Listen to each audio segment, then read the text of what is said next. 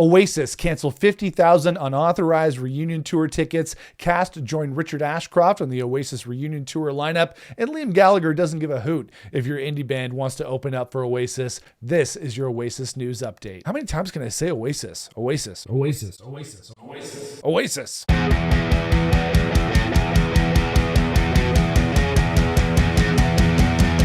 Hey everybody, it's Nick here with you. Welcome back to the channel. Now, all this Oasis reunion stuff has been super exciting, super fun for all of us Oasis fans out there, but it's also been very frustrating, to say the least, for anybody who's been trying to get tickets for the Oasis Live 25 reunion tour. And now we got word that anybody who bought Oasis reunion tickets through ticketing resale sites, their tickets are going to be canceled. Live Nation has said that they're canceling upwards of 50,000 tickets sold through ticket resale sites for the UK portion of the Oasis Live 25 reunion tour. All right, so we all know that buying tickets for this tour has been okay for some and an absolute shit show for others. And now BBC is reporting that Live Nation and Ticketmaster will be canceling any tickets that were sold or obtained from unauthorized ticket resale sites like Viagogo and StubHub, claiming that purchasing these tickets through these sites broke the conditions of the ticket sale. Now, Oasis did have their own approved resale site for the tour, and that was Twickets, but now there's word that 4% of the overall tickets for the UK reunion tour ended up on resale sites,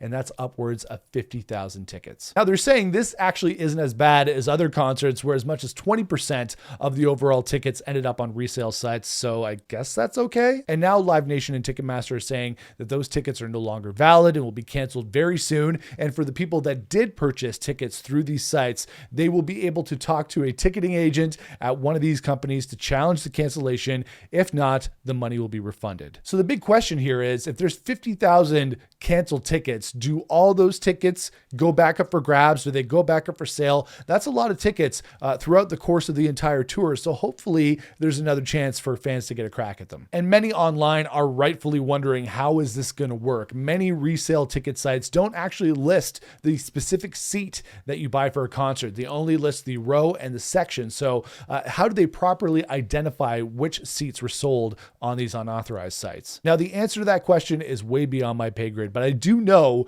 that this entire situation is completely messed up. This whole ticket buying situation, not just for Oasis, but for any concert in general nowadays, but specifically, since we're talking about Oasis, so many fans got screwed out of buying legitimate tickets because of so many hurdles that they had to go through. I know I got tickets for the North American tour, but it was still hard to get those tickets. And there's so many things in your way. You have dynamic pricing, so you're getting screwed along the way as they raise the price of the tickets as you're buying them. Then you have these unreasonably long online queues that you have to sit in. You have waiting rooms, you have queues, you have thousands of people ahead of you. It's a very, very daunting prospect to go through that. And then, of course, you still have the good old scalpers. They're always going to be in there, and they're always the ones who seem to get the tickets. So I understand in this situation that resale sites, for a lot of fans, were their only way to get tickets to see Oasis because they couldn't get them through the official on sale or the official pre-sale. And I feel for those fans, they're going to have their tickets canceled because of it. But then, of course, you have the scalpers. They're out there. They're buying tickets. They're using different methods, using different identities and multiple accounts to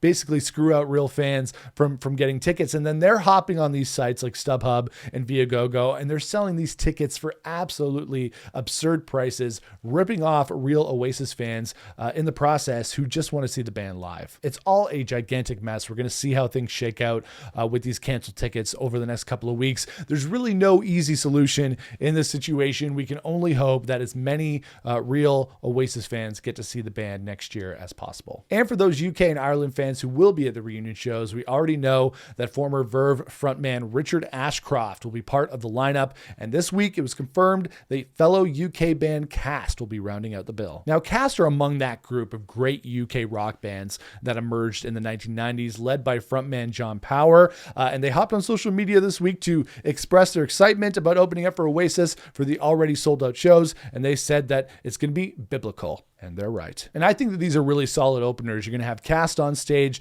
doing their thing, and then Richard Ashcroft going on stage before Oasis, singing Verve hits, singing all sorts of great tunes. That, to me, is a great way to pump up the crowd. And of course, this leads into the whole controversy. Is it really a controversy? It seems like a whole lot of nothing to me. I don't know why people made such a big deal out of it, but in the last week, there was the whole controversy about whether Oasis should have more up-and-coming and newer bands open up for them at the reunion shows, with Liam chiming weighing in on X saying, quote unquote, there's levels to this game. And essentially, it's not really the band's responsibility to give newer bands an opening slot and a platform for their music. And I have to say that I agree with Liam on this one. If you go to a show like the Oasis reunion tour, you want to have some established acts on stage before the band. You want to have people like Richard Ashcroft and Cast. And don't get me wrong, I am an indie musician myself. I've been playing in indie bands for the last 25 years. Don't get me wrong, I would love to open up for Oasis. Who wouldn't? Like, a lot of people I know who play in bands would love to open up for Oasis. And you know what? My band would rock it. Like, we would absolutely kill it. We're called Foolish Union, by the way.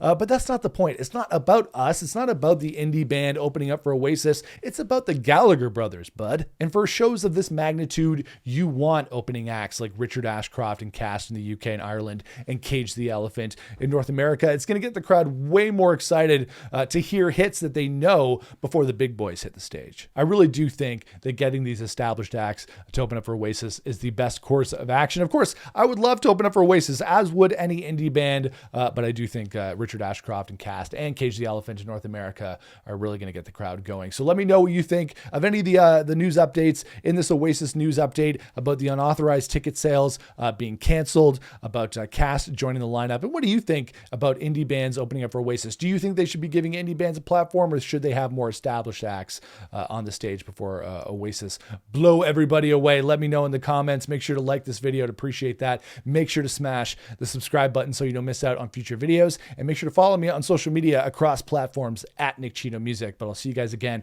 for another video here on the channel. Until then, rock on, everybody.